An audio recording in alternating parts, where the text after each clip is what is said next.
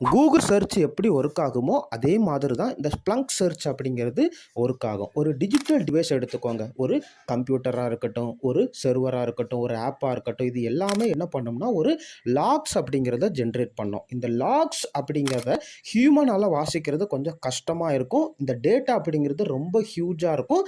கிளம்ஸியா இருக்கும். சரிங்களா? இந்த டேட்டா எல்லாத்தையுமே இந்த ஸ்ப்ளங்க் என்ன பண்ணும்னா, ஃபர்ஸ்ட்டு கலெக்ட் பண்ணிக்கும். கலெக்ட் பண்ணிட்டு இண்டெக்ஸ் பண்ணி வச்சுக்கும். இண்டெக்ஸ்னா என்ன எப்படி புரிஞ்சுக்கலாம்னா, ஒரு புக் எடுத்துக்கோங்க.